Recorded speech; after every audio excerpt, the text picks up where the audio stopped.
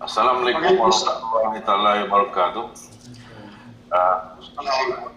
Alhamdulillahirrahmanirrahim. Assalatu wassalamu ala asyrafil anbiya wal mursalin wa ala alihi washabihi ajma'in.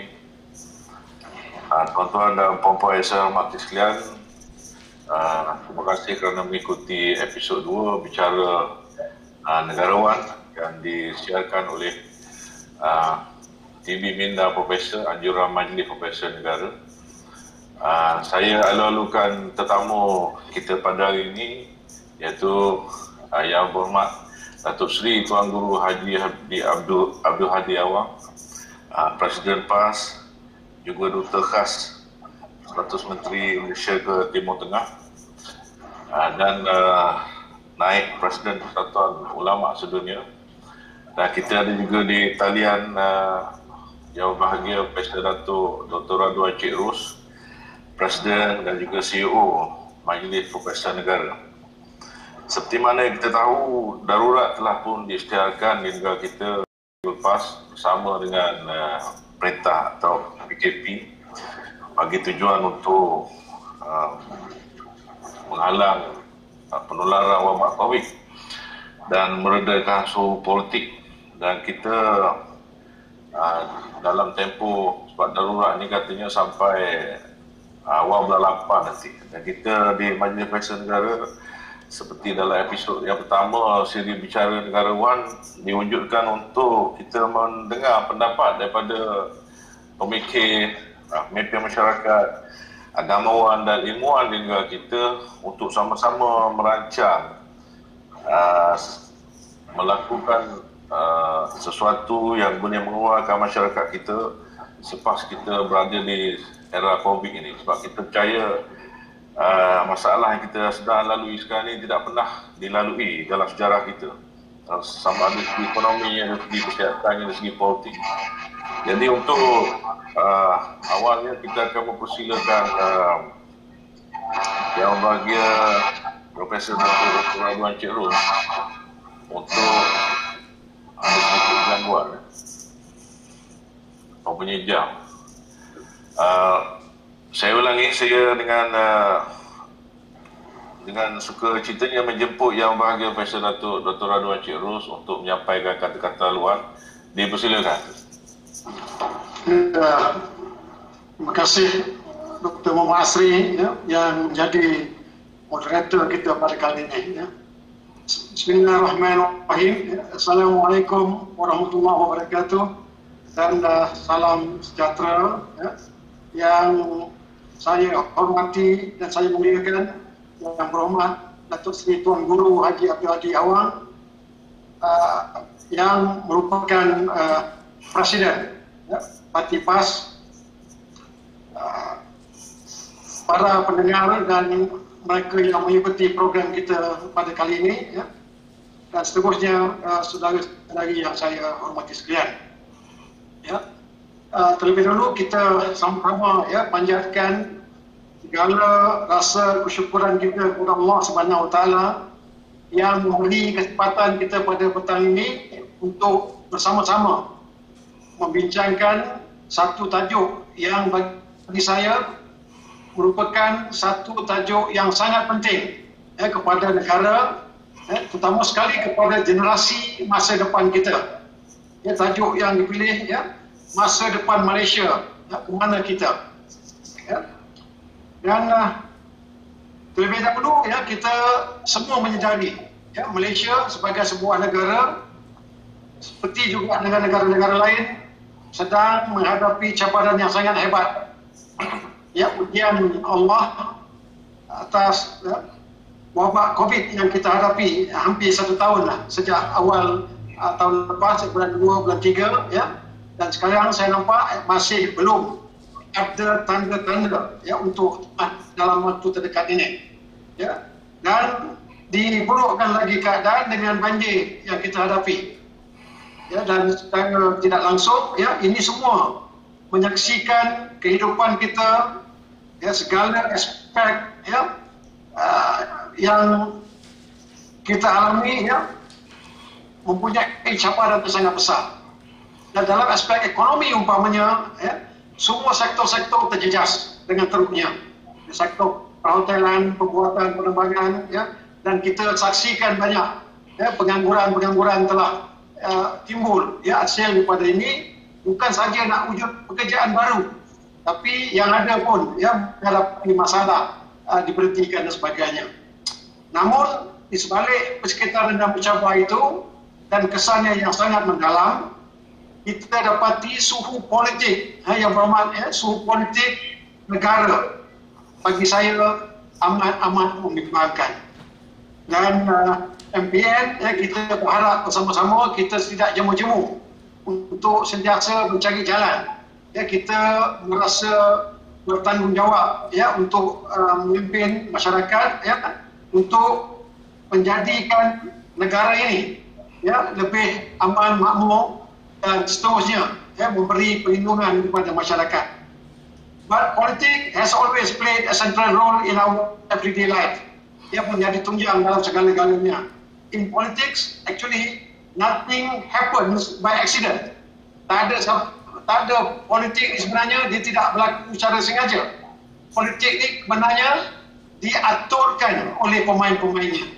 Jadi, untuk sesi ini, saya dan juga rakyat Malaysia yang mendengar, dari yang berhormat Datuk Seri Tuan Guru, bagaimana agaknya pendirian PAS dalam merencanakan politik negara dan seterusnya, ke mana negara nak bawa untuk masa depan supaya kita benar-benar dapat menjadikan negara ini sebuah negara yang mempunyai persekitaran yang kondusif, yang memberi perlindungan dan jaminan kehidupan keselamatan kepada semua masyarakat. Jadi saya amat mengagumkan pelibatan Yang Berhormat Datuk Seri Tuan Guru, dan saya sangat menghargai sesi pada kali ini.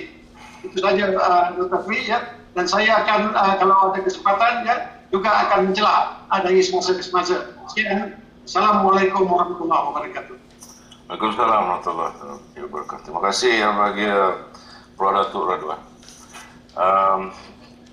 Saya sekali lagi mengambil kesempatan ini untuk mengucapkan ribuan terima kasih kepada Yang Berhormat Datuk Seri Tuan Guru kerana dapat meluangkan masa bersama-sama kita pada petang ini untuk berkongsi pandangan dan menjawab beberapa soalan yang bakal saya kemukakan. Terlebih sebelum itu saya akan menjemput Yang Berhormat Tuan Guru dalam 10 atau 15 minit untuk menyampaikan ucap utama dengan tajuk ini, iaitu masa depan Malaysia, ke mana kita. Kemudian kita akan susuli dengan soalan atau Q&A session.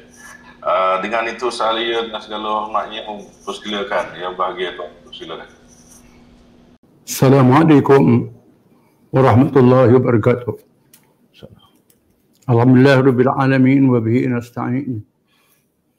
Wassalatu wassalamu ala Rasulillah wa ala alihi wa sahbihi wa man wala. أعوذ بالله من الشيطان الرجيم قل اللهم مالك الملك تؤتي الملك من تشاء وتنزع الملك ممن تشاء وتعز من تشاء وتذل من تشاء بيدك الخير إنك على كل شيء قدير.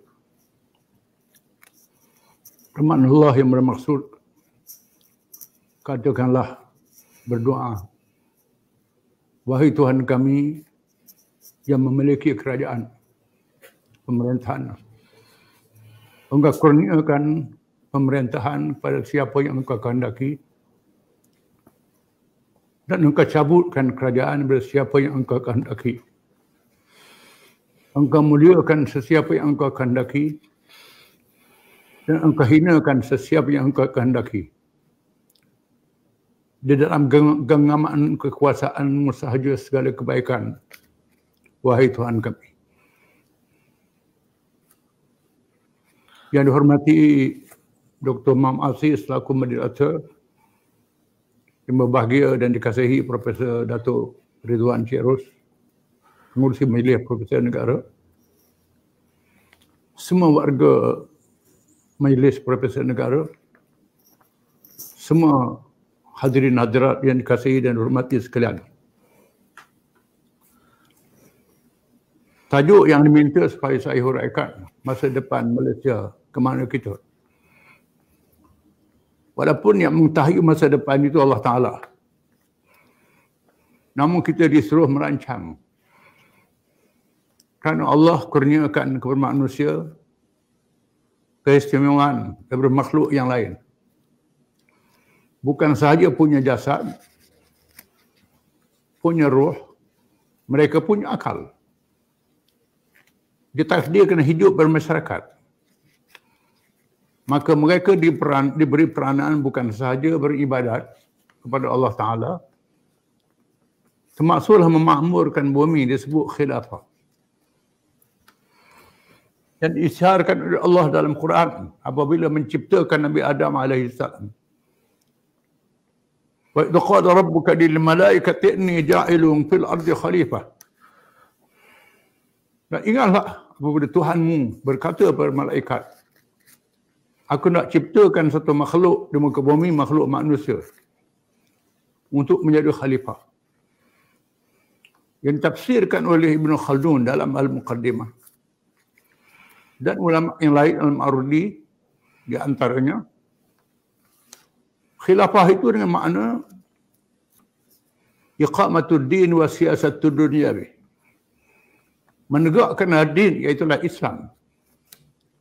Dan mengurus dunia dengan Islam. Dengan maksud mereka bukan sahaja beribadat, termasuk mengurus dunia ini. Dengan petunjuk daripada Allah Subhanahu Wa Taala dan kemampuan akal yang diizin oleh Allah Ta'ala. Walaupun manusia itu punya akal, punya bijaksana, namun mereka tetap mempunyai kelemahan makhluk. Maka Allah kurniakan hidayah melalui Rasul ini lantik dan wahyu yang diturunkan, yang dikumpul dalam kitab, yang akhirnya Al-Quranul Karim.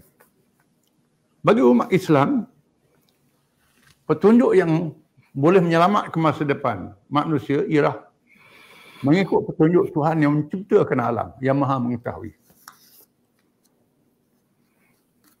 Perlu kita sedar, Allah Ta'ala letakkan di atas muka bumi ini, di antaranya ialah untuk menguji kita. Setelah kita diberi nikmat akal itu, kita diuji oleh Allah Ta'ala. Di antara ujian mengurus dan memerintah. Tabarakalladzi biyadihi ala kulli syai'in qadir.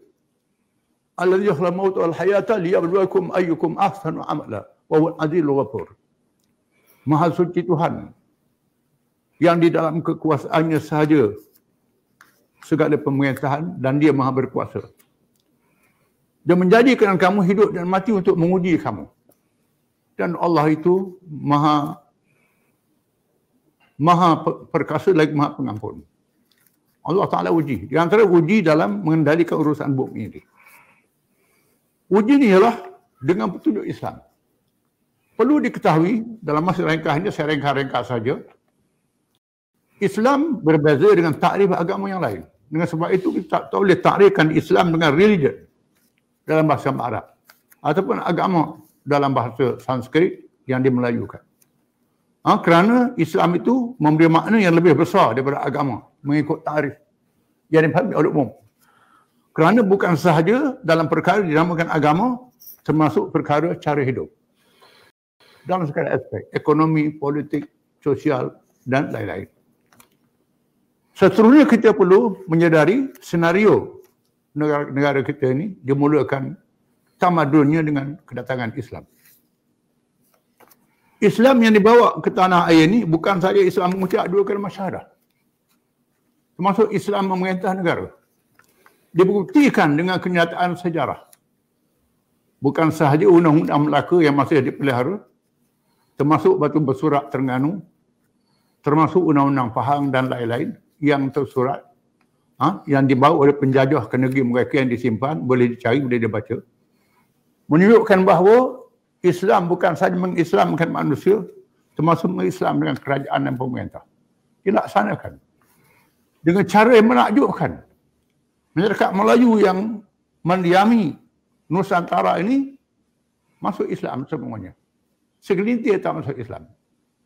Tanpa paksaan. Ini menandakan kejayaan Islam dalam mengubah pemikiran manusia. Dan telah berjaya mewujudkan kerajaan.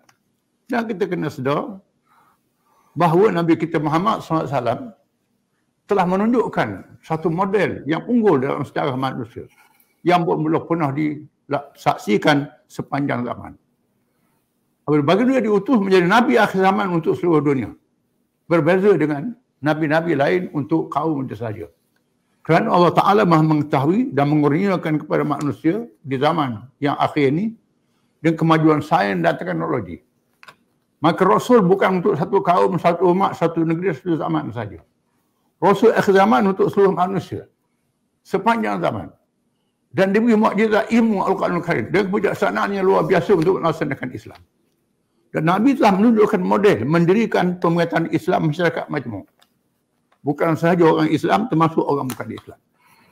Bila Nabi berhijrah ke Madinah, setelah tak diizinkan di Mekah, berhijrah ke Madinah, kerana masyarakat jahiliah Mekah menolak, terpaksa merempuh dugaan, ujian, akhirnya penduduk Madinah terima Nabi hijrah, datang ke Madinah, mengumpulkan orang Islam, menyatukan orang Islam dengan perpaduan umat Islam dahulu, Muhajirin Ansar.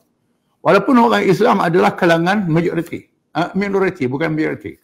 Majoriti adalah bukan Islam. Orang Arab musyrikin, orang-orang Yahudi berbagai kabilah termasuk Kristian yang mendominasi penduduk Madinah. Tetapi Arab berperang sama Arab, jahiliah. Yahudi dengan Yahudi berperang sama mereka macam-macam mazhab. Kristian sama mereka tak bersatu. Orang Islam bersatu. Orang Islam menguasai keadaan. Dan Nabi mengajak, setelah menyatukan orang Islam, mengajak bukan Islam yang tidak ekstrim, yang sederhana, yang berfikir matang, yang bosan dengan huru-hara. Mengajak mengadakan perjanjian Madinah yang terkenal. Mewujudkan sebuah negara, masyarakat majmuk di Madinah, menegakkan satu konsep yang adil untuk semua. Bukan sahaja untuk orang Islam.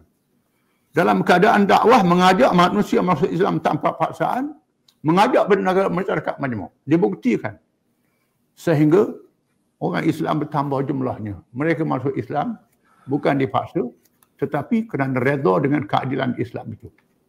Setelah Nabi wafat, disambung oleh para khulafa Rasyidin dan berkembang sehingga berjaya menumbangkan Parsi dan Rum. Parsi dan Rum yang jatuh itu bukan kekuatan tentera Islam sahaja, tetapi dengan kebencian rakyat mereka sendiri. Rakyat mereka tak sokong kerajaan mereka. Benci dengan kezaliman. Mereka lah Islam itu baik. Rakyat yang tak sokong kerajaan menyebabkan kerajaan lemah. Dua kuasa besar pun jatuh. Islam berkuasa menakluk ataupun membuka Parsi dan Rum, wilayah Parsi dan Rum, dan dilaksanakan dalam sebuah negara yang luas sehingga di peringkat mutaakhir daripada timurnya Nusantara, di baratnya Afrika Barat, di Eropah, selatan Eropah, Spanyol, daripada Asia Tengah sehingga Afrika Tengah. Dalam keadaan tak ada kemudahan perhubungan transport macam hari ini. Kemudahan hubungan yang mudah cepat pada hari ini. Tapi Islam boleh memerintah dalam masa 1000 tahun lebih. Sehingga jatuhnya kerajaan Utsmaniyah. Kejatuhan Utsmaniyah itu bukan dengan sebab kelemahan ajaran Islam. Dengan sebab orang Islam meninggalkan ajaran Islam. Berbeza dengan kekekalan ideologi yang tersaksikan di zaman kini. Kita menyaksikan di abad yang lalu. Merodongnya negara-negara blok timur yang menganut sosialis, komunis. Merudum. Dan hari ini kita melihat liberal kapitalisme merudum. Demokrasi orang merudum. Sehingga berlaku pilihan raya di Amerika sebagai contoh. Setelah tak berjaya mencuri melalui demokrasi, merampok melalui demokrasi. Ini berlaku di Amerika hari ini.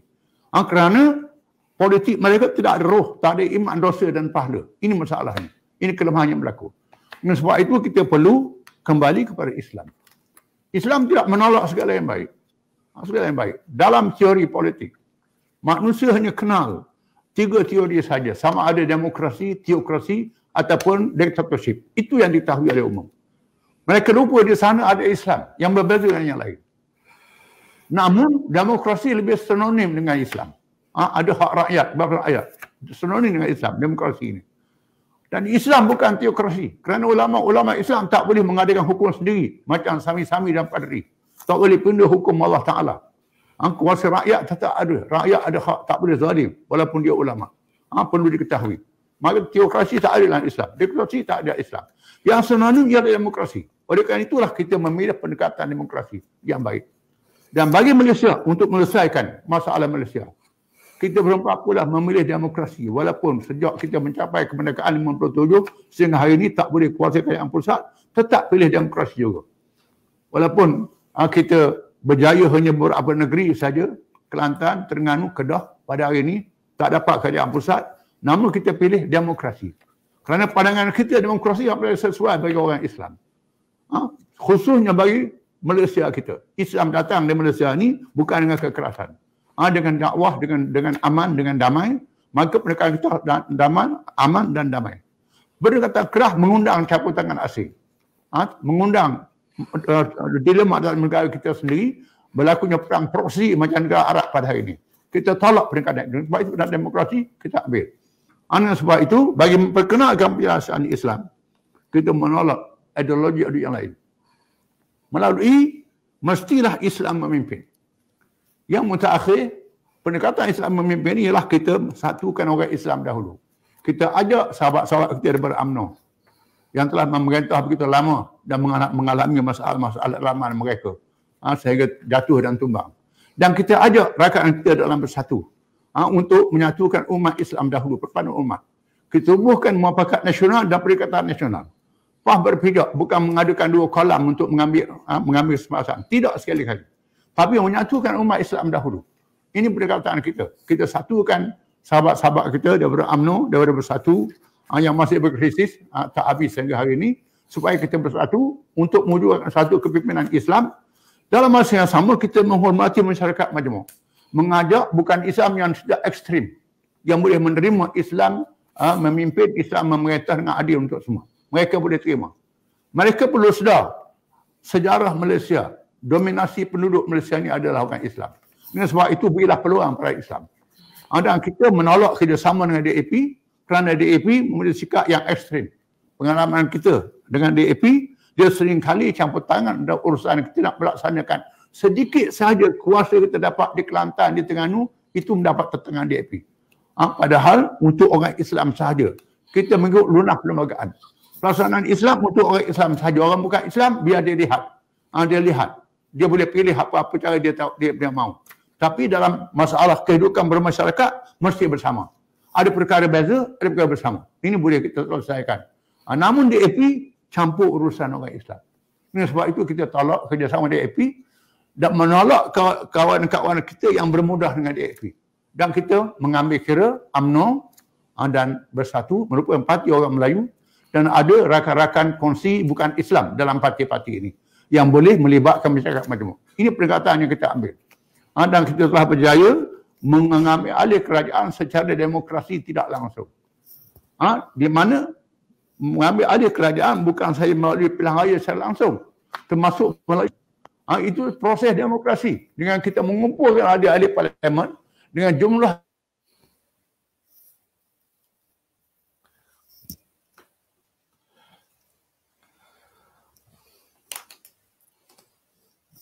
maaf ada sedikit gangguan segi audio di situ.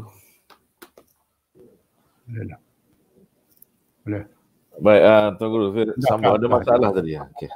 Ya, saya terus masuk. Kita boleh. telah berjaya mengumpulkan rakan-rakan daripada UMNO, daripada Bersatu yang menerima rancangan kita dan termasuk kalangan bukan Islam. Dewan Himpunan Penyokong daripada PAS, termasuk kalangan bukan Islam daripada Bersatu, termasuklah dalam Barisan Nasional. Rakan daripada Sarawak menyertai Perikatan Nasional untuk kita mewujudkan kepimpinan Islam yang diterima oleh semua masyarakat majmuk.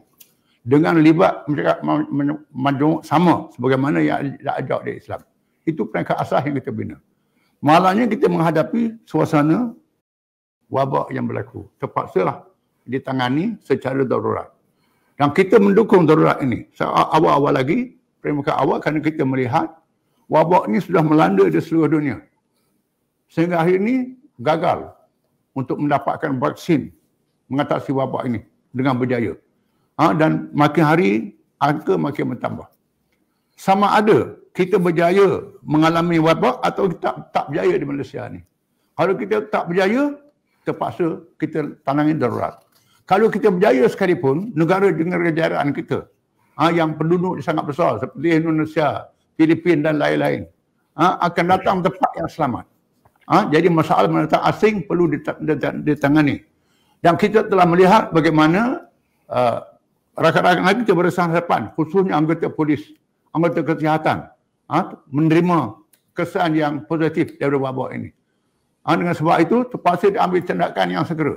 Saya dimaklumkan anggota polis sudah mengatasi 10,000 orang yang positif. Daripada rakan doktor, jururawat dan lain sudah ada mengenai masalah ini. Dan tenaga polis tak cukup. Dan di sana terdapat jalan-jalan tikus dan beberapa tindakan yang tidak berperi kemanusiaan. Sama ada dalaman kita sendiri ataupun dua kita sendiri yang perlu satu tindakan yang tegas. Maka undang-undang darurat perlu diisytiharkan untuk membolehkan kuasa kerajaan dengan secara matang, bukan secara melulu, tidak. Yang keduanya, suasana politik yang tidak menentu. Kita kena sedar, dalam suasana begini pun kita masih lagi berusaha nak cari kerusi ikut jumlah. Dan sehingga hari ini tak ada siapa yang boleh cukup kerusi nak tubuh kerajaan.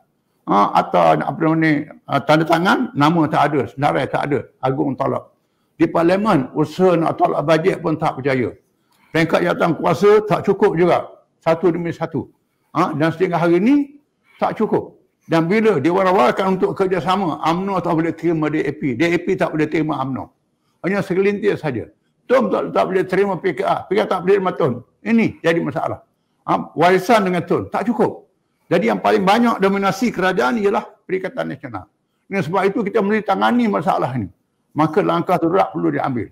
Darurat ni diambil dengan cara yang matang. Iaitulah yang pertamanya, dilantik jawatan kuasa khas untuk memantau darurat ini. Jawatan kuasa kalangan parti-parti politik, kalangan bebas. Semua pakar terlibat jawatan kuasa ini untuk menilai dalam masa darurat ini adakah boleh dihentikan darurat bila-bila masa. Yang kedua, kita tetapkan masa darurat sehingga 1 Ogos. 1 Ogos ni, kalau selesai masalah, kalau belum 1 Ogos pun, kalau jawatan kuasa ni mengatakan bahawa boleh henti tak, berhenti darurat ni. Dan pilihan raya boleh diadakan sebagaimana dia kehendaki. Kalau buat pilihan raya sekarang, nak selesaikan masalah politik yang tak menentu, mesti pilihan raya. Pilihan raya suasana COVID akan memarahkan lagi suasana wabak ini. Dan sebab itu, darurat mesti dilaksanakan. Dalam hal ini, pihak yang mengurus pemerintahan mesti menggunakan kebijaksanaan mereka. Tanpa mengira pandangan-pandangan sampingan. Dan kita telah membuat kajian selidik daripada rakyat. Kita dapati majoriti menyokong darurat diadakan kerana mereka sedar ancaman COVID yang berlaku pada hari ini. Saya rasa itulah beberapa perkara yang ringkas yang dapat dikemukakan dalam masa yang terhad. Mudah-mudahan kita dapat sempurnakan dalam dialog selepas ini. Terima kasih. Wassalamualaikum warahmatullahi wabarakatuh. Waalaikumsalam warahmatullahi wabarakatuh. Terima kasih Ya Mak Tuan Guru atas penjelasan yang diberikan tadi. Dan kalau kita boleh ambil yang ujung-ujung yang Tuan Guru sebutkan tadi, masalah yang kita hadapi ini memang memerlukan tindakan drastik untuk diselesaikan. Sebab nombornya yang penyakit yang positif semakin meningkat dalam masa yang sama. Kita juga berdepan dengan krisis politik yang tidak berkesudahan yang akhirnya meresahkan masyarakat. Kita akan tinjau selongkar lagi masalah itu selepas ini. Sebelum itu kita telah masuk sesi soal jawab sekarang ni, Tok Sri. Saya ingin mulakan dengan menanyakan beberapa soalan pertama. Kita tahu di Asia Tenggara ini dah buat julung kalinya saya fikir dan menjadi kebanggaan rakyat Malaysia juga apabila Yang Berhormat Datuk Seri Tuan Guru diangkat menjadi naib pengurusi Kesatuan Ulama Islam Sedunia. Dan ketokohan dari segi keilmuan itu dan ketokohan politik yang Datuk Seri ada yang diketahui umum merupakan arkitek utama kepada kebangkitan PAS, yang mana suatu ketika dulu PAS di zaman asri khususnya dikaitkan dengan nepotism, dengan kronism, tetapi di zaman-zaman 80-an, 90-an sehingga kini, PAS telah mengangkat satu perjuangan iaitu menegakkan syiar Islam dan mengangkat ulama sebagai umara. Persoalan saya sejauh mana dengan ilmu dan ketokohan yang Datuk Seri ada tu, Datuk Seri berpuas hati kerana dapat memindahkan ilmu yang ada menjadi pegangan kepada ahli dan parti PAS. Bismillahirrahmanirrahim. Dengan rendah diri, saya menegaskan bahawa walaupun di zaman mutakhir umat Islam tak ada tokoh macam Khulafaur Rasyidin, tak ada tokoh macam imam-imam mazhab yang alim dalam semua lapangan, tak ada tokoh macam Imam Syafi'i, Ibn Sina, Ibn Khaldun, tak ada tokoh macam itu. Mereka ni bukan sahaja ilmuwan dalam agama, termasuk dalam perkara sains dan lain-lain. Ini sangat hebat. Namun kita dapat mewujudkan kepimpinan secara kolektif, secara berjamaah. Ulama sendiri mesti dikumpulkan secara berjamaah, dan saya diajak oleh satu ulama sedunia untuk menyertai kerana keterbelah saya dalam politik. Kerana ulama juga perlu melihat hal-hal politik. Bila saya ditugaskan untuk menyelesaikan beberapa krisis di Asia Barat sendiri, krisis di Yaman dalam Perang Teluk, Afghanistan, saya dilibatkan sama oleh gerakan Islam. Dan sebab itu Persatuan Ulama Sedunia mencadangkan saya jadi naib tanpa saya hadir dalam mesyuarat. Minta persetujuan, dan saya terima. Dan sekarang ini saya sudah letak jawatan, nak tumpu kepada kerja saya sebagai politik kepada orang lain. Kepercayaan yang diberi sangat saya hargai. Bagaimana nak turunkan pengetahuan kepada generasi kita pelapis ini. Ini sangat penting. Ini perlu dilakukan melalui ilmu, penulisan, pengajaran, kuliah, pendidikan, kursus itu secara teori. Dalam masa yang sama saya membimbing pemimpin pelapis dalam parti kita. Dalam semua peringkat daripada muslimat ikut sama dalam kegiatan parti. Dan secara kebetulannya saya manfaatkan pengetahuan sama ada di Malaysia atau di luar Malaysia. Di Malaysia ni alhamdulillah saya diberi kesempatan bertemu dengan tokoh-tokoh veteran seperti zaman Tengku Abdul Rahman, seperti Dr. Burhanuddin, termasuk Dato' On, termasuk Dr. Muhammad, Dato' Asri, Rusuk Rawa, Ustaz Fadilno, saya sempat semua.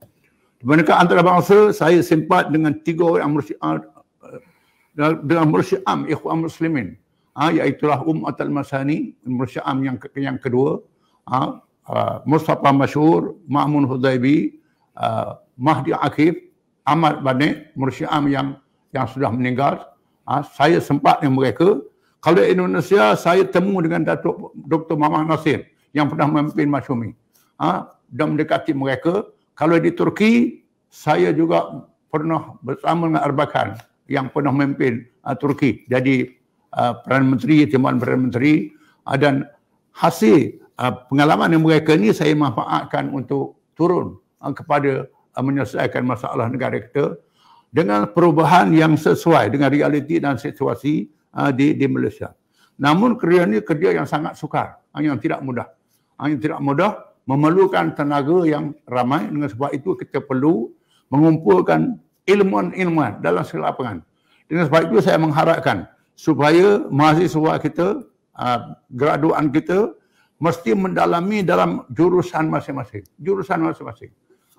Walaupun kita ada semangat Islam tinggi sekalipun, tetapi ilmuwan jurusan masing-masing mesti dalami betul-betul. Kerana untuk menegakkan Islam ini, laksana kita dirikan sebuah rumah. Kalau semua kita buat tiang, tak jadi rumah. Semua kita buat atap, tak jadi rumah. Ada yang buat atap, ada buat hitam, ada buat macam-macam. Ada bidang politik, ekonomi, sains, teknologi. Jadi mesti mendalami. Bila saya jadi Menteri Besar Terengganu, bahawa saya sudah perlunya tenaga-tenaga yang bersifat kolektif ini. Ini sangat-sangat penting. Itu harapan saya. Terima kasih. Baik. Kita lihat PAS tidak asing daripada memberi penyelesaian kepada masalah masyarakat majmuk yang kita ada di Malaysia ni. Sebagai contoh, kalau kita perhatikan salah seorang Presiden PAS yang lalu, iaitu Dr. Burhanuddin Helmi, pernah mencadangkan supaya komuniti Cina, komuniti India ni diberi gelaran Melayu. Sebab Melayu ni kata dia bukan kaitan dengan darah, tapi dia satu konsep supaya orang-orang yang mau starting ke negara kita ni dapat diterima sebagai satu warga negara, iaitu warga negara Melayu.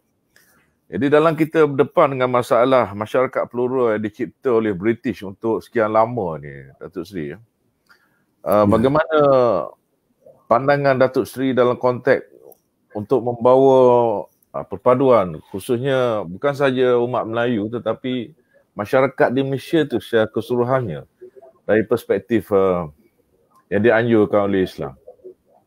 Ya.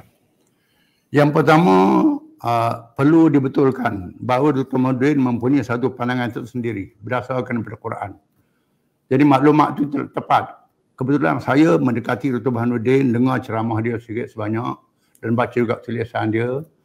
Rakan-rakan universiti pun ada yang buat research tentang Dr. Burhanuddin. Memaklumkan kepada saya, maklumat semua jadi Melayu belakang itu tak betul. Kerana kita kena sedar, Quran menyatakan syu'uban wa qabaila li ta'arafu. Kami akan manusia itu berbagai bangsa, berbagai kaum, suku kaum supaya mereka bertaaruf, bermasyarakat madani. Kita nak hapuskan bangsa tak boleh. Apa boleh kita buat? Perpaduan ummah berbagai bangsa. Itu langkah yang perlu diambil. Perlu diketahui bahawa kita menerima nasib acuan yang dicipta oleh British. Dr. Burhanuddin menentang Joe Sulai. Joe Sulai ialah menerima warga asing dibawa oleh British untuk jadi rakyat negara ini. Dr. Burhanuddin salah seorang yang menentang Joe Sulai bila nak mencapai kemerdekaan. Tetapi malangnya pimpinan UMNO pada masa itu menerima Joe Sulai. PAS sebagai satu pembangkang yang tunggal di masa itu menentang Joe Sulai. Menentang penerimaan warga asing secara mudah. Bukan tak boleh terima yang lama-lama itu jadi rakyat. Tetapi yang baru datang pun terima jadi rakyat juga. British buat macam itu. Sehingga dominasi orang Islam jadi lemah pada akhirnya. Dalam keadaan struktur masyarakat yang disusun oleh British. Orang Melayu diletak di luar bandar, China diletak di kawasan bandar, kemudian India di estate, kawasan-kawasan ekonomi tak ada pada orang Melayu. Menyebabkan ekonomi dikuasai oleh orang lain. Orang Melayu tak dapat kuasai ekonomi. Termasuklah dalam kemajuan ilmu. Kemudahan menuntut belajar, tak ada luar bandar, tak mencari bandar. Ini kita menghadapi masalah ini. Dengan sebab itu berlaku jurang yang berlaku pada hari ini. Dalam masa yang sama, kita masih mendominasi rakyat negara ini. Yang penting ialah, apa yang saya sebut ialah, supaya kepimpinan Islam itu mesti diiktiraf oleh semua. Mesti memimpin negara ini orang Islam. Mesti. Dalam masa yang sama, kita menerima masyarakat majmuk. Dengan sebab itulah PAS menerima struktur perlembagaan LORED yang diasas oleh bapa kemerdekaan kita dan perjuangan kemerdekaan. Dr. Burhanuddin ada sama pada masa itu. Di mana perlembagaan kita berbeza dengan perlembagaan Indonesia, perlembagaan negara Arab sendiri. Perlembagaan Turki, sekular Turki lain. Malaysia meletakkan Islam agama persekutuan. Dalam masa yang sama membenarkan hak-hak agama lain. Kemudian hak Bumi Putera ada dalam perlembagaan Malaysia. Indonesia tak ada, negara lain tak ada. Ini ada. Hak kaum lain ada. Dengan sebab itu kita ambil asas perlembagaan. Yang penting ialah kita takrifkan Islam mengikut takrif kita, bukan takrif religion. Ini sangat penting. Kita selesai realisasikan takrif itu saja. Dalam masa yang sama kita mengambil pendekatan mengajak kalangan bukan Islam yang sudah menjadi hakikat supaya kita. Kita tak boleh napi kaum lain yang ada pada kita pada ini. Mereka menjadi sebahagian kita. Tak boleh halal balik. Tak boleh. Itu tak betul. Mesti sama dengan kita. Tetapi bagaimana tangani? Tangani ialah Islam memimpin adil untuk semua. Ini pendekatan kita ambil. Baik. Tadi dalam ucap utama, Datuk Seri ada sebut berkenaan dengan pengalaman bersama DAP dalam beberapa tahun kebelakangan ini. Menyentuh dalam hubung kait dengan perlembagaan yang Datuk Seri sebutkan tadi. Apakah elemen utama yang DAP cuba dalam konteks perlembagaan itu yang tidak disenangi dan cuba dibuang pada pendapat Datuk Seri? Dan adakah ini menjadikan DAP ni lawan kita kata, ataupun bukannya orang yang boleh kita ajak dia bersama untuk memahami kepimpinan Islam pada masa akan datang? Pengalaman kami dengan DAP lebih bersifat untuk mendapat kemenangan pilihan raya saja. Bila sampai nak realisasikan perlembagaan, terdapat pencanggahan. Contohnya, kita nak tegakkan Islam dalam perlembagaan. Hormati agama lain. Di mana perlembagaan mengatakan hak orang Islam boleh melaksanakan ajaran agama dia. Tak boleh ganggu agama lain. Bila kita nak laksanakan hukum Islam, mereka kelabah. Mereka tak setuju. Padahal kita tak ganggu dia, mereka ganggu hak kita. Kerana kita dimaklumkan pengalaman di Aceh sebagai contoh. Apabila kita mengambil pendekatan di Kelantan dan Aceh ikut kita. Iaitulah orang bukan Islam dia pilih sama ada menerima undang-undang Islam atau undang-undang mereka sendiri yang mereka pilih. Tiba-tiba mereka pilih undang-undang Islam sebagai contoh. Contohnya sedikit saja, hukum ta'zir. Hukum ta'zir dalam Islam ialah sebatan untuk mendidik, bukan untuk mencederakan. Kemudian hukuman undang-undang sibil dipenjarakan dalam tempoh apa lama. Di mana hukuman ta'zir yang mendidik ini diterima oleh orang-orang bukan Islam di Aceh. Dia bimbang, takut orang bukan Islam di sini akan terima hukum. Ini sebagai satu contoh. Contohnya, kita meletakkan bantuan pada semua. Bukan saja orang Islam, bukan Islam. Saya tidak lupa bagaimana salah pemimpin MCA membuat kenyataan, dia belajar dapat beasiswa kerajaan negeri Kelantan. Dia kerana orang bukan Islam di Kelantan. Menunjukkan Islam, menunjukkan keadilan untuk semua. Jadi dia bimbang takut orang bukan Islam terpengaruh dengan Islam. Itu berlaku. Dan sebab itu berlaku kenyataan yang negatif. Itu satu. Yang keduanya, dia nak buat pilihan raya Majlis Perbandaran. Sebagai satu contoh. Majlis Perbandaran. Kalau buat Majlis Perbandaran, dalam suasana struktur masyarakat yang ada pada hari ini, di mana majoriti bandar adalah bukan Islam. Ini mengikut penyusunan British. Kalau buat pilihan raya bandaran, boleh bandar Melayu baling, marang. Itu sajalah, bergongosang boleh bandar Melayu. Bandar-bandar ekonomi, seperti Kuala Lumpur, Pulau Pinang, Ipoh, Johor Bahru dikuasai oleh orang bukan Islam. Dalam suasana kerakusan mereka begitu rupa, maka kita minta supaya bukan tak ada pilihan raya, tapi pilihan raya dibuat. Tapi mewakili bandar bukan saja penduduk, termasuklah semua pihak yang menghidupkan bandar itu. Pihak ilmuan, pihak akademik, pihak pekerja, NGO, peguam, peniaga kecil, masih ada wakil dalam Majlis Perbandaran dipilih. Itu tandangan kita. Dia tidak, dia mahu demokrasi. Macam demokrasi barat pilih. Kita menentang. Kita tak setuju. Ini berlaku. Termasuk dalam masalah bahasa. Perlembagaan mengatakan bahasa Melayu adalah bahasa kebangsaan. Ini juga dia campur tangan. Termasuklah campur tangan urusan raja-raja. Kita kena sedar raja-raja ni walaupun ada kelemahan-kelemahannya, tapi kita kena sedar ialah satu syiar yang penting bagi orang Melayu. Kita kena sedar. Dalam Quran sendiri sebut khilafah, sebut raja, dua-dua ada. Islam menerima pemerintahan beraja ke khilafah je. Yang penting ialah menegakkan sesuatu yang adil untuk semua. Ini yang penting. Sebab itu dia nak rambak benda asas perlembagaan. Jadi hal-hal macam inilah menyebabkan kita menentang, dan lebih melampau lagi bila dia menang pilihan raya melalui Pakatan Harapan. Usaha-usaha nak kenyataan-kenyataan yang berunsur untuk mengubah perlembagaan itu berlaku. Dan sebab itu lebih terang dan nyata kita tak boleh kerjasama dengan mereka. Ya. Baik, memandangkan Datuk Seri ada sebut berkenaan dengan perundangan tadi. Boleh kita dapatkan penjelasan berkenaan dengan usaha PAS untuk membawa RUU 355 dulu. Pada hakikatnya RUU ini bagaimana Datuk Seri dan pada tahap mana PAS apabila bersama kerajaan baru ni berusaha untuk mengetengahkan perkara itu ataupun tangguhkan dia dulu atau bagaimana? 355 ni terpaksa ditangguhkan. Ini adalah kerjasama awal antara PAS dengan UMNO. Masa UMNO dalam kerajaan. Setelah kita bincang supaya memperkenalkan undang-undang yang mendidik dalam masalah ta'zir saja. Ta'zir ialah hukuman sebab mendidik. Bukan sebab mendera. Itu saja. Iaitulah sebatan sebanyak 40 kali. Sebatan sebanyak 30 kali, 80 kali. Sebab dalam Islam tidak boleh mengoyak kulit. Tak boleh dan mencacatkan. Sekadar mendidik dan memalukan hanya untuk mendidik. Untuk ganti hukuman penjara. Kita kena sedar. Contohnya kalau buat kesalahan, kita denda. Kalau orang yang berada, denda tak jadi apa. 10,000 kecil saja. Orang miskin saja. Kalau sebab, tak ada beza. Kaya miskin, rasa sama saja. Jadi undang-undang sebab ini tidak perkenal. Sebab ni tidak sakit, tapi untuk mendidik. Ini sebagai satu contoh.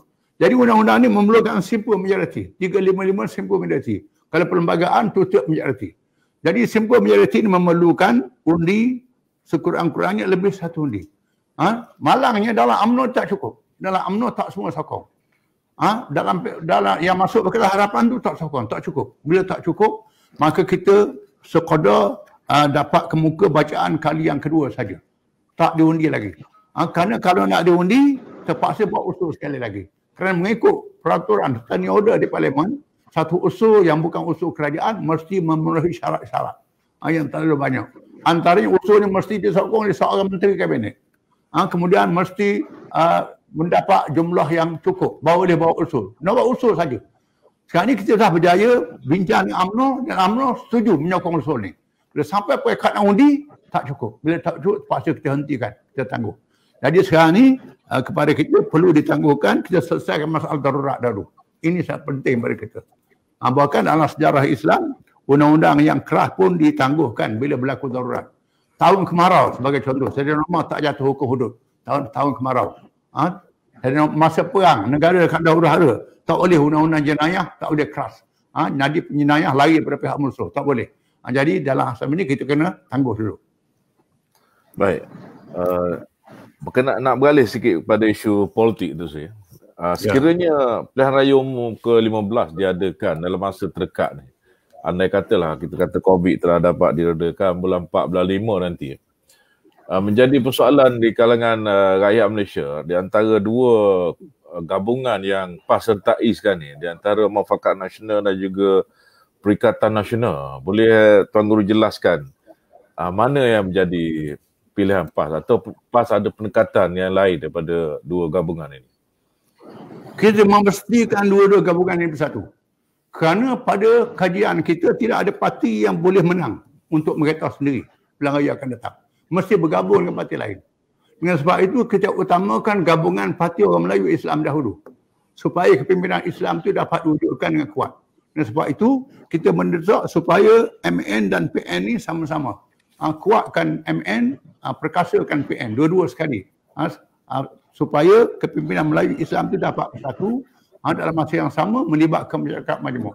Kalau orang Melayu berpecah, menyebabkan berlaku sekali lagi suasana dominasi bukan Islam yang tak salah dengan penduduk yang dominasi orang Islam. Akan berlaku kekeliruan. Kita melihat di dalam dunia sebagai contohnya tak tahan lama di Fiji. Di Fiji bila kaum pendatang yang memimpin negara kerana dia pandai pilihan raya dia menang, tak tahan lama. Di Peru sebagai contohnya Fujimori, orang Jepun jadi pemimpin negeri di Amerika Latin. Alamak mana dia tahan, tak tahan. Dan sebab itu Islam mensyaratkan kepimpinan Islam daripada kaum yang mendominasi penduduk. Ini syarat dalam kitab fiqh Islam. Itu. Baik, yang bagi Prof. Datuk Radwan mungkin nak mencelah sikit berkenaan dengan semangat orang UMNO dengan bersatu ni mungkin masalah. Dia tidak boleh terima. Okey. Ya, pertama sekali, ini perkara yang saya anggap sangat strategik kepada politik negara, Tok Guru ya. Kalau umpamanya kita amat menyedari bahawa ketiga-tiga parti politik ini perlu disatukan, ya, dan jangan biarkan perkara-perkara operasional yang kecil-kecil ni mengganggu matlamat utama untuk nak menyatukan ketiga-tiga ni. Apa agaknya formula yang benar-benar boleh menyatukan ini? Sebab saya nampak dah sedikit bercelaru dan hilang fokus kepada benar-benar nak wujudkan kesatuan ketiga-tiga ini. So kalau umpamanya serius, kita panggil balik berunding, mesti ada formula. Saya rasa tidak ada perkara yang tidak boleh kita selesaikan. Cumanya ada benda-benda yang operasional yang mengatasi daripada matlamat yang sangat kudus itu. So itulah yang kita harapkan supaya ada peneraju, ada jiwa besar yang boleh menuju ke arah itu, yang pandu kita sama-sama. Ya. Yang pertama, sebab rakyat, saya rasa kalau pandang rakyat kebanyakan semuanya melonjak dalam hatilah, melonjak gembira melihat kerajaan yang dipimpin yang boleh menunjukkan mewakili negara yang kita impi-impikan. Yang lain-lain juga datang, bangsa-bangsa lain pun juga semua datang untuk bernaung dalam kesepaduan ini. Kalau itu dapat kita jelmakan, satu perkara yang saya rasa diimpi-impikanlah oleh kebanyakan rakyat Malaysia, Tuan Guru. Ya. Oleh kerana UMNO parti yang pernah memerintah. Jadi pada saat rasa nak memerintah itu ada lagi. Itu masih ada lagi. Itu beberapa perkara yang kita hadapi. Ya. Dan kita telah berjaya mewujudkan satu piagam muafakat nasional. PAS dengan UMNO. Dalam piagam ini kita bersetuju untuk memperkasakan kepimpinan Melayu Islam. Kita setuju. Dan mengajak parti-parti dan NGO-NGO menyertai muafakat nasional. Ini kita bersetuju. Malah bila sampai kita nak ajak, terdapat pertemuan politik antara UMNO dengan Bersatu. Terdapat ini. Walau bagaimanapun, alhamdulillah majoriti pimpinan UMNO positif. Majoriti pimpinan UMNO. Cuma bagaimana kita nak selesaikan negatif ini. InsyaAllah menjelang Raya 15 kita akan dapat atasi masalah ini insyaAllah. Ya. So kita sedikit sebanyak memandang Tok Guru sebagai pemain utama, peneraju kepada muafakat ini, Tok Guru, ya. So kita tak boleh nak jemu ataupun give up apabila sekali cuba mungkin tak berjaya. Kita tak boleh putus asa, ya, untuk nak terus jadikan ini sebagai satu realiti yang benar-benar menjelang PRU15 nanti. Ya, sebenarnya saya pemain kita pemain berpasukan. Kalau saya seorang bawa bola, letih tak sampai ke gol. Dengan sebab itu mesti dipasing-pasing yang pemain berpasukan. Kita buat pasukan, pemain. Walaupun orang nampak saya pemain utama. Tetapi pemain utama seorang tak boleh, mesti berpasukan. Alhamdulillah dalam UMNO ada pasukan kita. Dalam Bersatu ada pasukan kita. Yang pasukan. Jadi kita manfaatkan pasukan ini. Mungkin dalam masa yang dekat ini kalau ada yang tak boleh nak berjalan itulah kita tukar pemain itu. Terpulang parti masing-masing tukar pemain dia. Ya. Okey, insya-Allah. Sebab nampaknya antara PAS dengan UMNO tak ada masalah. PAS dengan UMNO mungkin dah ada platform dah cukup kuat. Piagam yang dibuat dulu dah jadi platform dah tu. Tinggal lagi nak accommodate pihak-pihak lain, itu je yang mungkin sedikit keliru lah kebanyakan orang. Ya. Okey, Dato' Sri. Terima kasih. Bercakap berkenaan dengan perpaduan Melayu, persatuan Melayu ini satu benda yang membanggakan lah yang berlaku di zaman atau di era pimpinan Datuk Seri selaku Presiden PAS. Dan cuma dalam pada itu ada juga kebimbangan apabila dikaitkan dengan soal kita tengok pentadbiran yang berlaku di negara kita akhir-akhir ini. Saya ingin menyentuh persoalan governance dan integriti itu saja.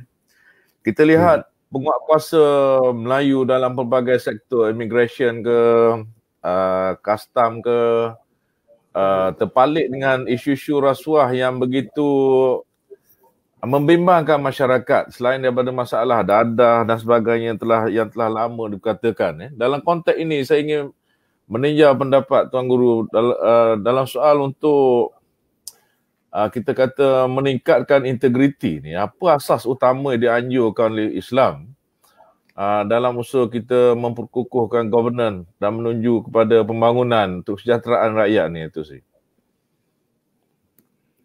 Perlu diketahui bahawa Islam punya keistimewaan yang tak ada pada yang lain. Kerana peraturan undang-undang Islam ada roh, ada akidah. Yang lain tak ada roh, tak ada akidah.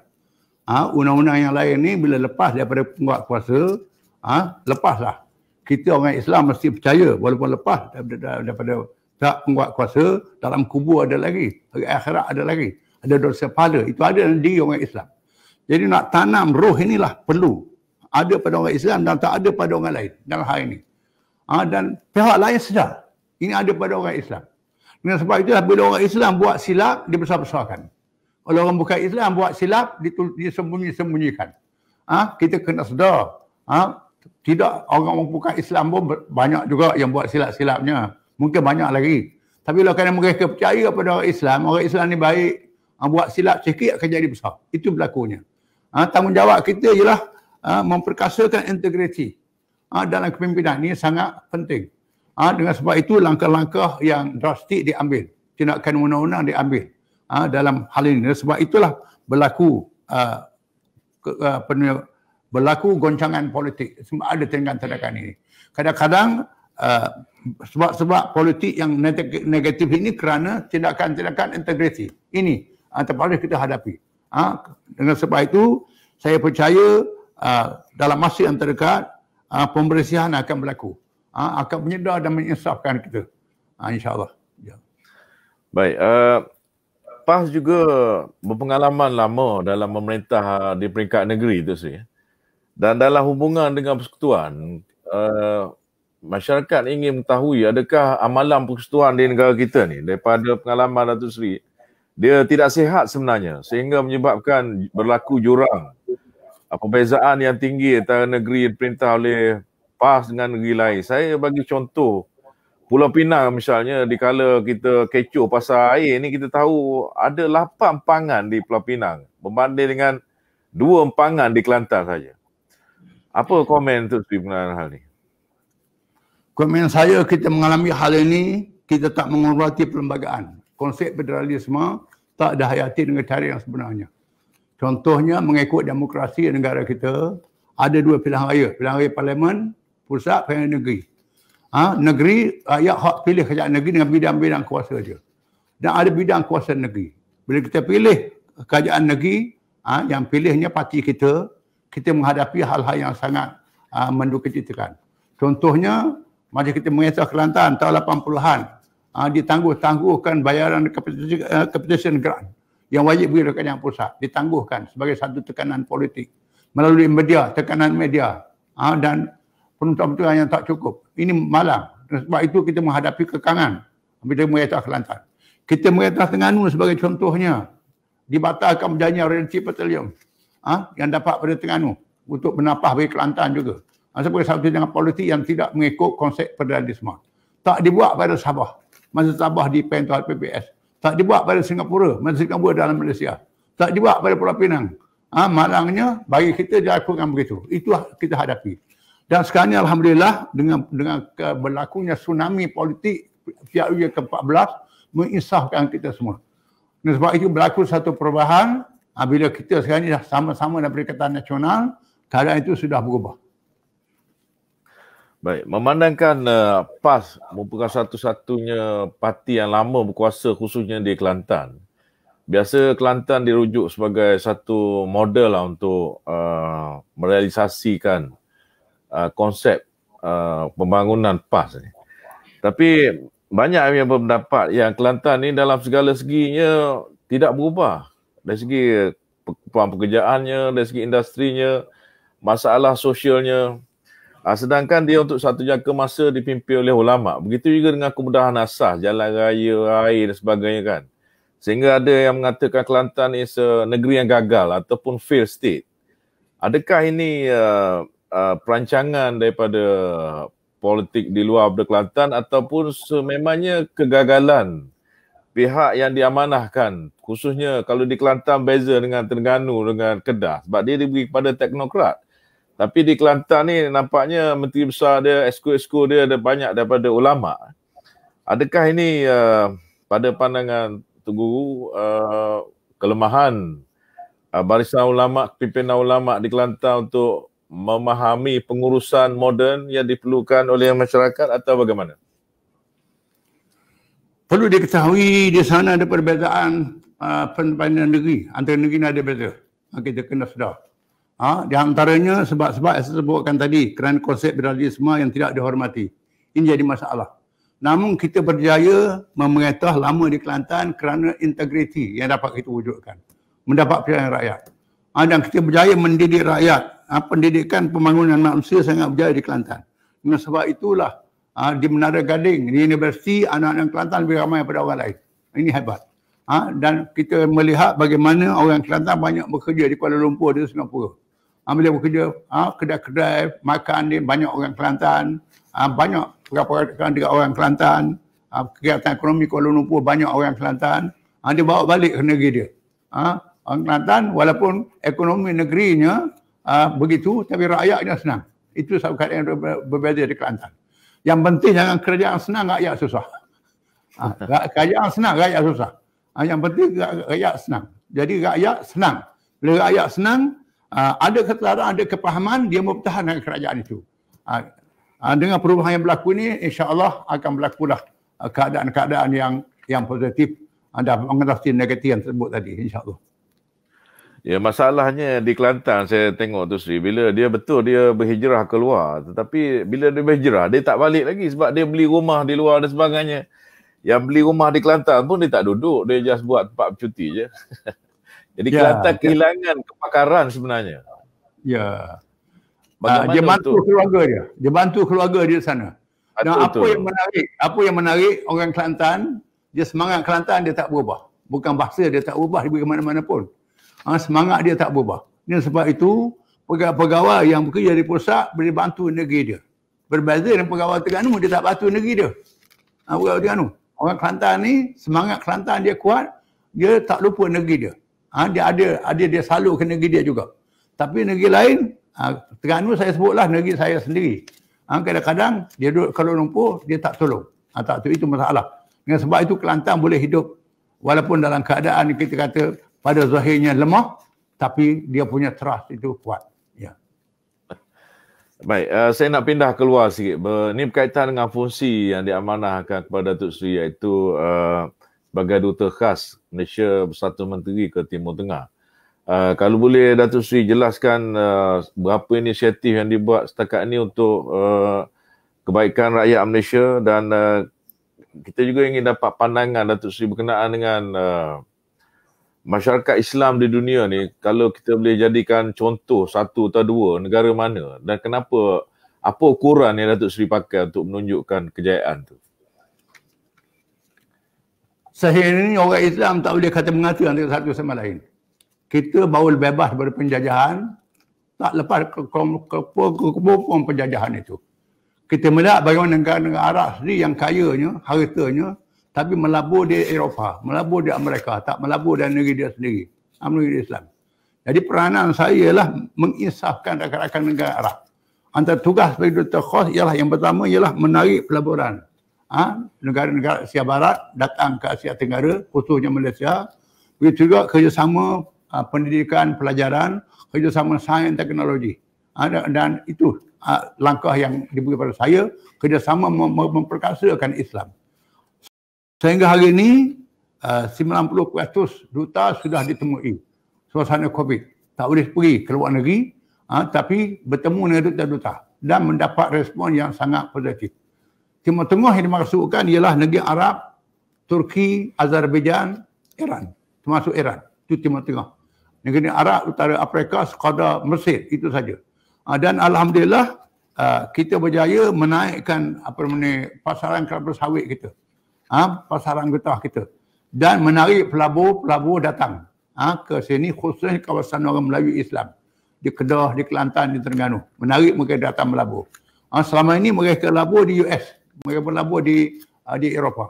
Suasana Eropah pun suasana yang tak, situasi yang tidak menyenangkan, menyebabkan mereka pindah datang ke negeri kita.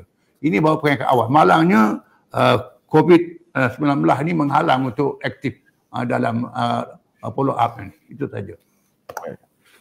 Kita lihat hampir setiap konflik yang berlaku di Timur Tengah, Datuk Seri, sama ada di Iraq ke, di Yaman ke, di Syria ke, di belakangnya ada persoalan yang telah, atau isu yang telah beribu tahun bermain di situ, iaitu pertentangan di antara Sunni dan Syiah.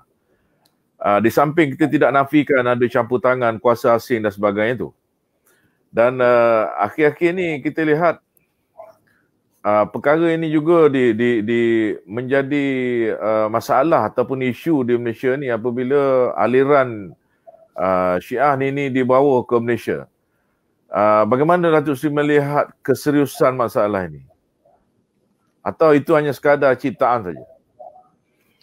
Kepada saya, isu mazhab ni diapi-apikan oleh musuh kita. Padahal perbezaan mazhab ni sudah ada sejak 1000 tahun. Sejak berlakunya kejatuhan Khulafa' Rashidin, naik Umayyah, perang Siffin antara Ali dengan Muawiyah, timbulnya mazhab. Pada asalnya pertelekahan politik sahaja, asalnya. Pelantikan politik sahaja antara orang Islam dengan Islam. Setuju dengan Muawiyah, setuju dengan Ali, itu saja. Tak sampai perkara hukum. Bila dah lama melarat, sampai perkara hukum jadi melarat. Namun demikian, kita mempunyai warisan ilmu yang muktabar, warisan ilmu yang muktabar daripada semua mazhab. Apa yang menarik, ulama-ulama yang muktabar kalangan mazhab Sunni mengaji dengan Syiah mengaji dengan Sunni. Tahun dulu. Imam Syafi'i, Imam Abu Hanifah belajar dengan Ja'far As-Sadiq. Ja'far As-Sadiq belajar Imam Abu Hanifah. Mereka berbeza antara satu sama lain. Yang krisisnya orang bawah saja. Jadi orang bawah inilah yang diapi-apikan. Kita kena sedar bahawa dalam Sunni ada puluh-puluh mazhab, dalam Syiah ada puluh-puluh mazhab, dalam Khawarij puluh-puluh mazhab. Jadi OIC melalui inisiatif Majma' Fiqh, iaitulah bidang fiqh di bawah OIC, telah berjaya membuat satu ketempelan di sana 8 mazhab yang diiktiraf sebagai orang Islam. Iaitulah dalam Sunni, Syafi'i, Hanafi, Hambali, Maliki, Zahiri. Dalam Syiah, iaitulah mazhab Ja'fariyah dan Zaidiyah. Dalam Khawarij, mazhab Ibadi yang ramai pengikut di Oman, di Algeria. Ini dianggap sebagai mazhab yang ada buku, ada kitab, ada rujukan, ada kitab fiqh dia. Yang bezanya masalah cabang, bukan masalah dasar. Jadi yang ini yang dipakai. Ini pengikut yang ramai. Pengikut yang melampau itu tidak banyak sebenarnya, tapi ini yang digunakan oleh musuh-musuh Islam. Apa yang membimbangkan kita ialah mazhab inilah yang dijadikan asas oleh penjajah, itu kauman asas oleh penjajah untuk memecahkan orang Islam. Di mana berlakunya perang proksi di Asia Barat pada hari ini. Perang proksi ini mereka jadikan mazhab dan kaum agama. Ada orang Arab Yahudi, ada orang Arab Kristian, ada orang Arab Islam, ada Sunni Syiah. Ini dijadikan bukan saja Sunni Syiah, Syiah dengan Syiah pun bertempur di Iraq, Sunni dengan Sunni pun bertempur, begitu sekali. Dan semua pihak ini ada penyumbang dia. Ini dengan sebab itulah saya memilih Malaysia ini pendekatan demokrasi, bukan pendekatan lain. Kalau memilih tanpa demokrasi akan jadi peluang kepada perang proksi sama kita sendiri yang mengundang campur tangan asing. Dan saya sampaikan pandangan ini berakan-rakan di luar negara. Pada awalnya mereka mencemahkan saya kerana saya bukan Arab. Kerana bukan Arab. Bukan Arab dia tahan matilah. Jadi sekarang baru mereka sedar. Dan sebab itu kita melihat Turki dah berdamai dengan Qatar. Qatar dah berdamai dengan Iran sekarang ni. Saudi akan berdamai dengan Iran. Akan berlaku perdamaian ini. Alhamdulillah. Alhamdulillah. Ya, kalau kita lihat daripada kacamata politik Islam di seluruh dunia, tidak keterlaluan kita kata PAS merupakan antara parti yang tertua di dunia yang menyertai pilihan raya dan berjaya membentuk kerajaan sejak 1959 di Kelantan sehingga hari ini. Ya. Dan dalam konteks itu kita nak pergi ke depan tu selepas zaman COVID, zaman masalah yang kita hadapi ni. Apakah rupa bentuk masyarakat Malaysia yang PAS inginkan ataupun impikan, dan apa jenis sebab kita tahu masyarakat Malaysia ni pelbagai dan apa nama ni tambah dengan globalisasi dan sebagainya, bukan sekadar Melayu, Cina, India sekarang. Kita selain pada Iban, Kadazan, kita juga ada komuniti yang daripada Timur Tengah menjadi pelarian, daripada Rohingya dan sebagainya. Dalam rangka itu apa bentuk muafakat yang kita perlukan untuk ataupun kefahaman Datuk Seri berkenaan dengan konsep bangsa Malaysia itu sendiri bagaimana? Ya. Yang pertama kita kena sedar bahawa Quran mengatakan Allah Ta'ala utuskan Rasul dengan bahasa kaum masing-masing. Dalam Quran dan surah Ibrahim. Nabi diutus dengan bahasa masing-masing. Walaupun Quran dalam bahasa Arab, kita perlu terjemahkan Islam kepada bahasa kita untuk bangsa kita. Yang pertama, kita ambil acuan Nabi kita Muhammad SAW yang ditunjuk oleh Tuhan. Iaitulah yang pertama, menyatukan orang Islam. Menyatukan manusia. Menyatukan Islam dulu, menyatukan manusia yang kedua. Menyatukan Islam, Nabi satukan Muhajirin, Ansar. Ansar itu Aus dan Khazraj. Aus ni dua kabilah di Madinah yang masuk Islam, dia bersatu. Muhajirin yang bukan orang Madinah, disatukan. Orang Islam jadi satu dulu. Ini maksud kita satukan PAS, UMNO bersatu. Satukan ini dulu. Kemudian dia ajak bukan Islam yang tidak ekstrim. Nabi mengajak orang-orang Yahudi Bani Qainuqa, Bani Nadir, Bani Quraidah, termasuk Kristian Najran, termasuk orang musyrikin, penyembah berhala Khuza'ah. Dia ajak bersama, bergabung.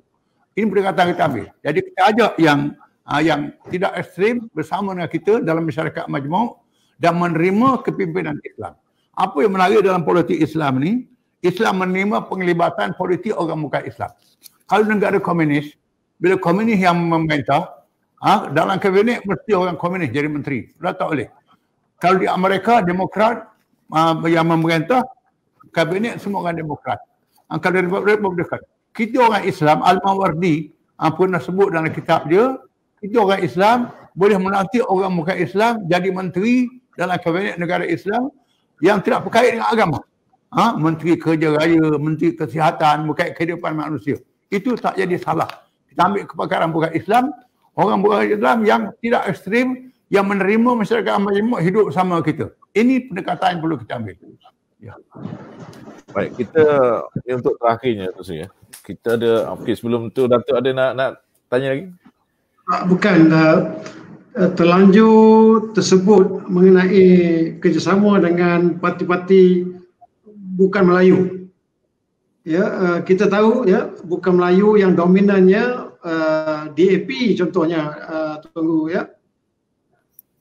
Ada ura-ura yang kita dengar bahawa UMNO Barisan Nasional ya ada cadangan ya, ataupun paling tidak pun terlintas dalam kepalanya untuk kerjasama dengan parti PKR dan secara tidak langsung juga dengan DAP. Dan pengalaman PAS bekerjasama dengan DAP satu masa dulu agaknya apa lesson to be learned, apa pengajaran yang boleh kita dapat daripada kerjasama yang pernah satu masa dulu PAS alami. Yang itu mungkinlah saja nak kita dapatkan pencerahan Datuk Seri Tuan Guru. Terima kasih. Ya. Yang pertama, kita pun mengenali politik orang bukan Islam. Ya. Kita sedar politik bukan Islam di Malaysia ni bukan bergantung pada parti politik. Dengan sebab itu dalam senario raya tempat kita, DAP kadang-kadang dapat 4 kerusi, kadang-kadang 20 kerusi, kadang-kadang turun. Ini DAP menengok dia tidak ada banyak cawangan macam kita, tidak live, tak macam UMNO. Dia mengikut rasa kaum dia. Kita lebih melihat bahawa mereka dikuasai oleh NGO mereka yang menjaga kepentingan mereka. Oleh NGO menggerakkan sokong parti ini. Ini berlaku dalam politik mereka. Dan sebab itu kita tak takut pada DAP ini. Dengan sebab itu kita melihat dalam masa yang sama juga yang Profesor sebut tadi itu sudah direalisasikan, cuba nak dilaksanakan di Perak. Di Perak dia cuba nak tubuh kerajaan Pakatan UMNO dengan PS. UMNO anak dua di Kuala Lumpur gagal oleh kerana tak cukup jumlah. Segelintir daripada UMNO saja yang cuba nak kerjasama dengan parti ini, melibatkan DAP, PKR tak berjaya.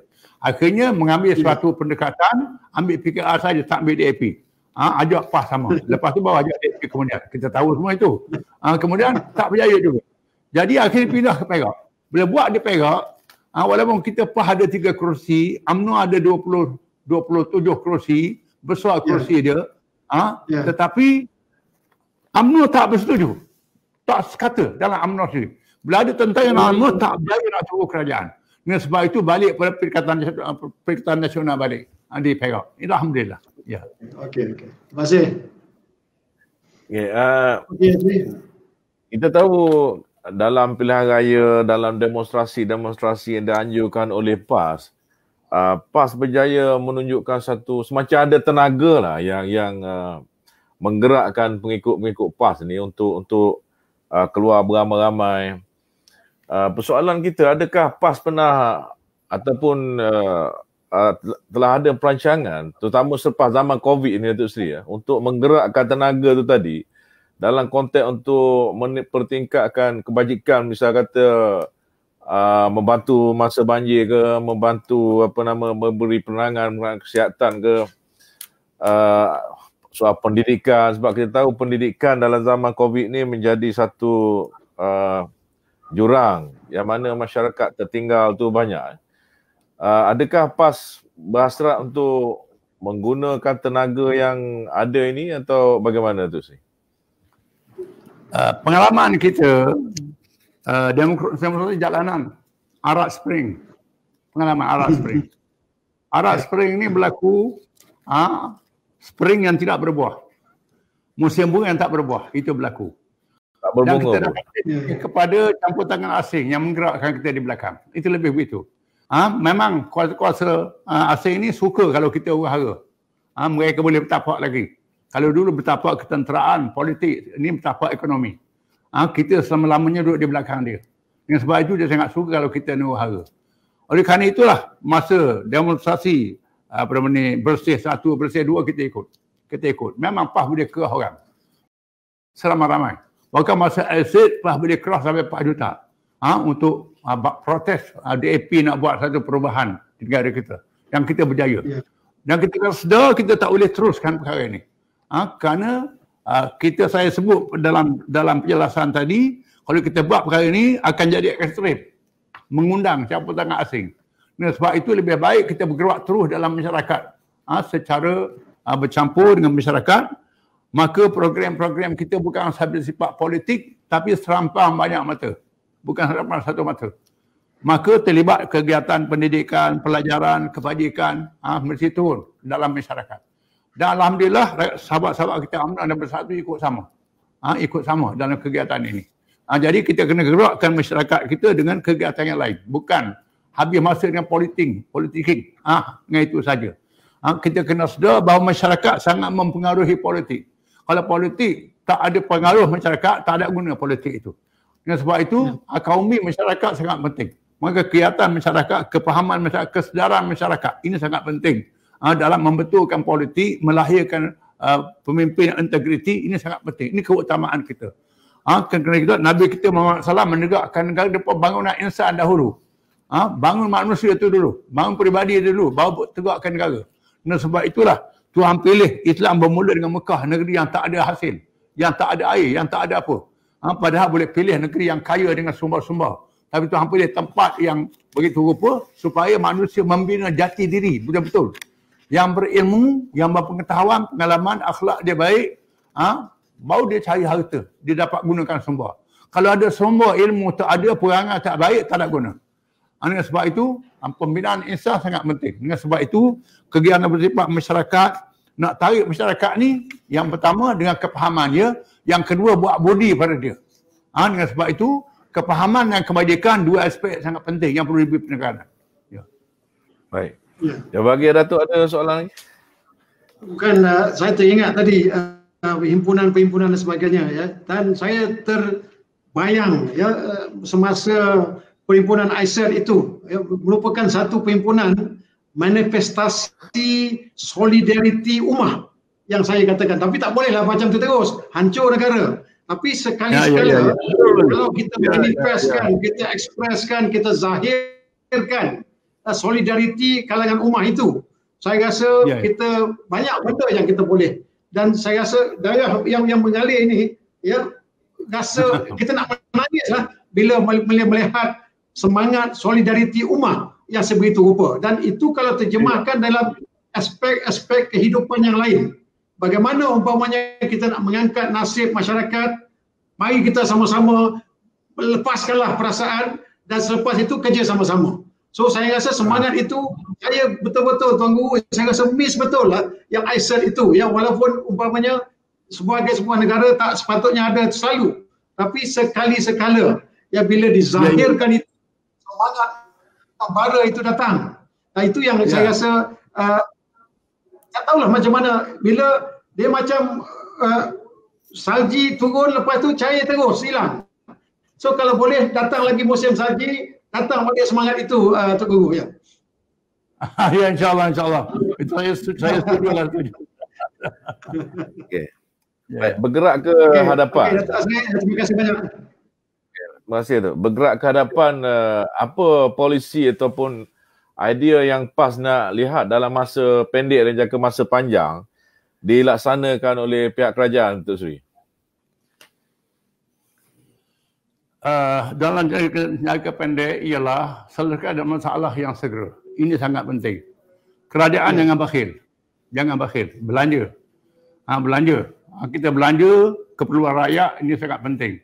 Kerana kita belanja mendatangkan berkat, mendatangkan kesedaran, kepahaman, menambahkan hasil. Jangan ada orang menganggap berbelanja ini akan menghilangkan hasil negara. Tidak. Kalau kita belanja dengan betul, menambahkan hasil negara. Menambahkan lagi, rakyat akan semangat dan menambah pendapatan kerajaan. Itu sebenarnya jangka pendek. Alhamdulillah kita dapat memberi kepahaman ini dalam kita gerak sama dalam Perikatan Nasional, sehingga kita bertemu dan bincang dari semasa ke semasa. Ini memberi keinsapan yang banyak pada kita. Apa yang berlaku itu mengenai hikmah. Dari segi jangka panjang kita kena sedar bahawa kita mesti membina jati diri kita sendiri yang bergantung pada orang. Mesti elok campur tangan asing dalam negara kita, mesti. Jangan kita ubah kita sendiri. Tuhan ubah nasib kita ubah diri kita sendiri. Jangan kita bergantung kepada orang. Malam bertawakal kepada Allah, mesti ada usaha kita sendiri. Kalau kita gantung pada orang, kita jadi hamba orang. Tidak boleh. Walaupun kita lemah macam mana sekalipun, kita memanfaatkan apa yang baik kepada orang. Itu saja. Jangan bergantung pada orang. Ini sangat penting. Ya. Baik, untuk yang terakhirnya, kita ingin minta pesanan terakhirlah Datuk Seri pada masyarakat kita dalam menghadapi situasi sekarang ini dan usaha-usaha di peringkat kepimpinan yang perlu diperkukuhkan lagi selepas di zaman COVID ini. Silakan Datuk Seri. Saya pernah sebut pada rakan-rakan, bukan di Malaysia, termasuk negara Arab. Jepun, Jerman yang kalah Perang Dunia Kedua. Pada adaan jadi abu lah. Dia bangkit satu bangsa dan negeri yang perkasa, yang hebat. Dengan jati diri dia sendiri, integriti dia sendiri. Padahal dia bukan Islam. Kita orang Islam, Tuhan beri kepada kitanya hasil bumi paling banyak. Sumber paling banyak. Dalam peta dunia paling strategik dalam dunia. Tengok dalam peta perjalanan, hubungan antarabangsa, laluan negeri Islam semua. Selat Melaka, Laut Merah, terusan Suez, sampai Gibraltar. Semua lalu. Semua sumber petroleum, sumber pertanian, semua guna orang Islam. Tenaga manusia kita banyak. Ilmuwan kita banyak. Malangnya setengah ilmuwan kita duduk negara asing. Duduk di luar. Banyak pembangunan di Eropah tu, saintis-saintis, dia bukan orang Amerika pun. Sebagiannya orang Pakistan, orang Arab, orang Melayu pun ada. Tapi kerja tak balik di sini. Kemudian research kita sendiri. Kena berdikari kita sendiri. Ini sangat penting. Sebab itu saya sebut tadi, ilmuwan-ilmuwan kita, mahasiswa kita mesti mendalami jurusan masing-masing, biar mendalami sungguh-sungguh. Dan dia sungguh-sungguh kita melihat bagaimana orang Eropah dia kalau dia mari tempat kita, dia belajar habis-habisan. Sebenarnya tamadun barat itu curi tamadun kita sebenarnya. Kita tak ambil tamadun. Dia curi tamadun kita. Malangnya kita tidur dalam cahaya, mereka buta dalam gelap, celik dalam gelap. Kita dalam cahaya Islam, tapi kita tidur. Mereka dalam gelap, mereka jaga, meraba-raba. Dengan sebab itu, patutnya kita celiklah dalam cahaya Islam ini. Ini sangat penting. Wallahualam. Terima kasih banyak kepada yang bahagia, yang berhormat Datuk Seri Tuan Guru Haji Abdul Hadi Awang terhadap penjelasan yang berapa masalah yang kita hadapi tadi. Sesungguhnya kita dapati banyak buah fikiran dan cadangan dan idea yang Tuan Guru berikan patut kita jadikan dasar dan pegangan supaya masyarakat kita kembali menjadi kuat selepas krisis yang kita lalui ini. Dan kita sebagai masyarakat Islam dapat merealisasikan atau memindahkan dalam kehidupan. Bukan perkara-perkara yang cantik, yang molek itu berada dalam tingkat idea saja, tetapi dapat dilihat keindahan Islam itu dalam aspek kehidupan kita bernegara, insya-Allah. Dan pada masa akan datang, insya-Allah, jika diberi kesempatan, kita akan jemput lagi yang bahagia yang berhormat Datuk Seri. Harap dapat sudi-sudi. InsyaAllah.